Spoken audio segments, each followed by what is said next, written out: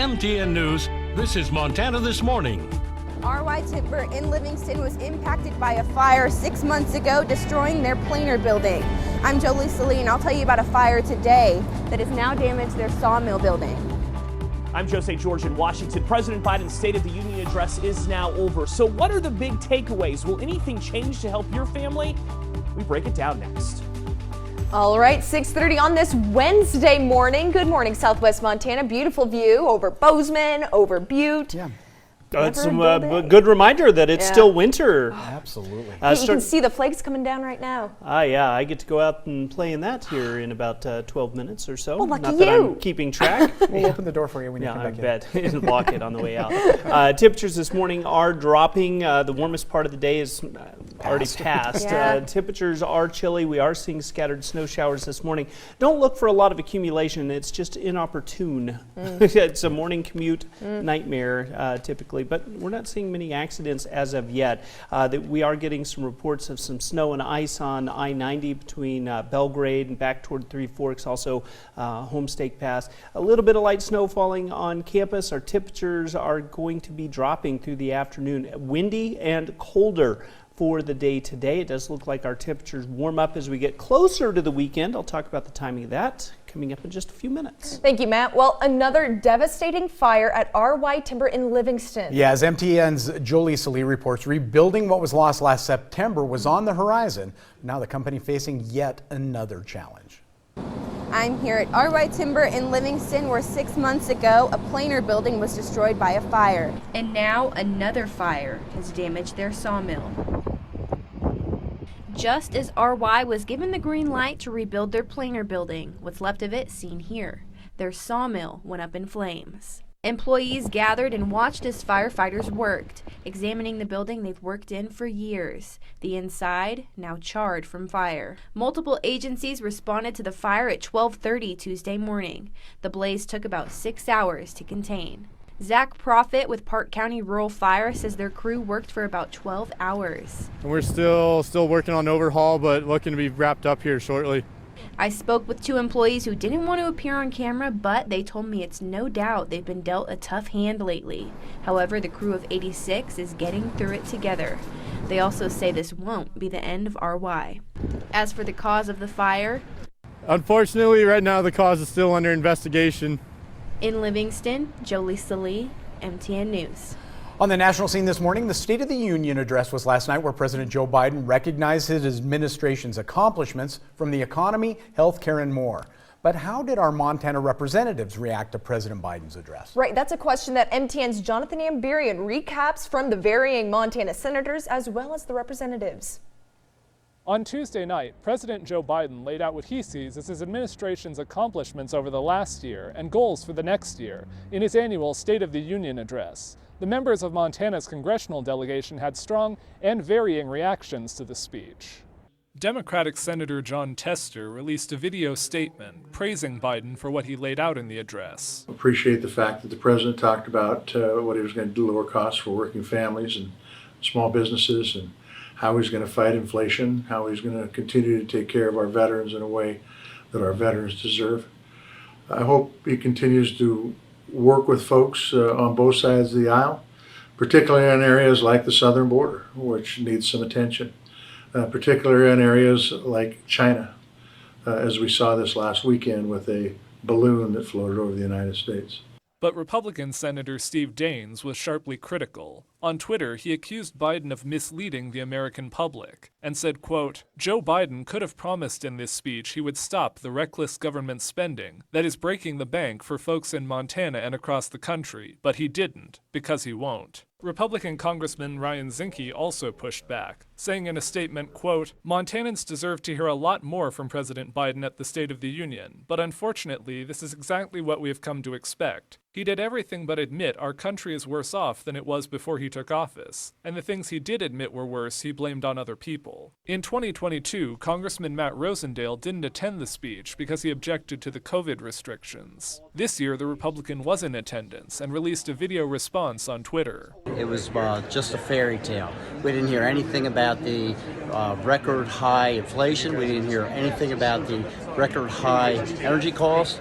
We did not hear an acknowledgement of the record high crossings of illegal immigrants that we have coming across the southern border, and we heard about the Chinese and how they're able to work with us, and no acknowledgement of the spy balloon that was just shot down over our country. It's quite disappointing, quite frankly.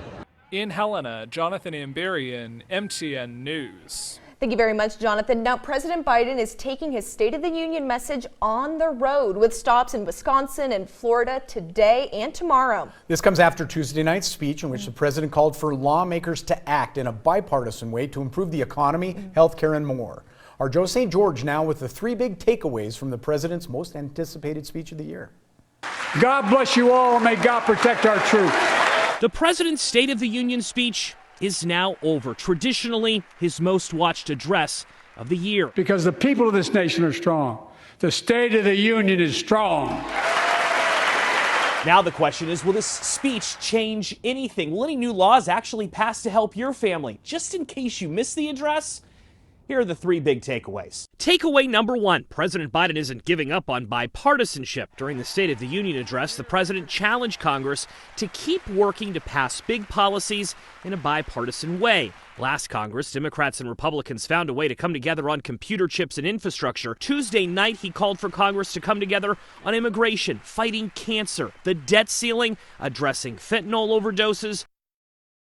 Nichols watching on. The president called for police reform, too. When police officers or police departments violate the public trust, they must be held accountable. The president wants Congress in the coming year to do more to address mental health as well, including calling on lawmakers to pass laws banning targeted advertising for children online. And to my Republican friends, if we could work together the last Congress, there's no reason we can't work together and find consensus on important things in this Congress as well. The presidential address also stressed the need for Democrats and Republicans to work together to combat the rise of China, an issue that is increasingly on Americans' minds. Make no mistake about it. As we made clear last week, if China threatens our sovereignty, we will act to protect our country, and we did. Takeaway number 2, many goals face opposition. That was obvious Tuesday night when some Republicans booed the president over disagreements with the ongoing debt ceiling debate. At one point, liar was shouted. And takeaway number 3, the next generation of conservative leaders is emerging. Tuesday's address was the first time Speaker Kevin McCarthy led the chamber during a State of the Union. After, it was the new governor of Arkansas, Sarah Huckabee Sanders, who delivered the official Republican response, contrasting conservatives' vision for America with President Biden. In the radical left's America, Washington taxes you and lights your hard-earned money on fire. Republicans believe in an America where strong families thrive in safe communities. Joe St. George, Scripps News, Washington. Now switching gears a little closer to home, it's just been over 7 months since the historic flooding of the Yellowstone River that devastated communities, some economically and others physically. Now the city of Red Lodge still rebuilding following that flooding. MTN's Charlie Kleps talks to one man who says the view from his porch will never be the same. I'm standing near the corner of Broadway Avenue and 19th Street in Red Lodge, and as you can see behind me, construction is underway as the community continues to try and rebuild from last summer's historic floods. The view from Rich Ferber's front deck in Red Lodge has changed a lot over the past few months. We were actually able to get back to our house the next day. And the devastation was just unbelievable. From trees and beautiful scenery to rushing floodwaters, and now heavy construction machinery. But you won't hear any complaints from Ferber. Those guys work all day long, every day. There's no days off. They're coming in and they're getting it done before high water this spring. This section of road became a steam bed during the floods. This wall was washed away completely. Rock Creek poured down the highway and into town. And no one can forget images like these of homes piled to the ceiling with debris. The entire neighborhood was walking up and down the street because we were losing trees right and left. Project manager Tyler Kearns understands the sense of urgency behind the project, rebuilding the wall to prevent future flooding. We know what's coming, and we said we would get there, and so we will. And he knows how important it is that the job is done right. We have a system that we can install in the timeline we need, and we'll also meet the challenges of future storm events that won't cause catastrophic failures. Kearns says the construction is moving north to south along Rock Creek with hopes the work will be done by mid-June. They're in the neighborhood of almost twice as tall as the existing wall system, quite a bit deeper, quite a bit more robust, shouldn't have any of the issues down the road with the next flood event. Music to the ears of Rich Ferber, although he knows his view from his front deck will never be the same. I can't imagine ever in the rest of my life ever looking across there and not knowing what it used to look like. In Red Lodge, Charlie Kleps, MTN News.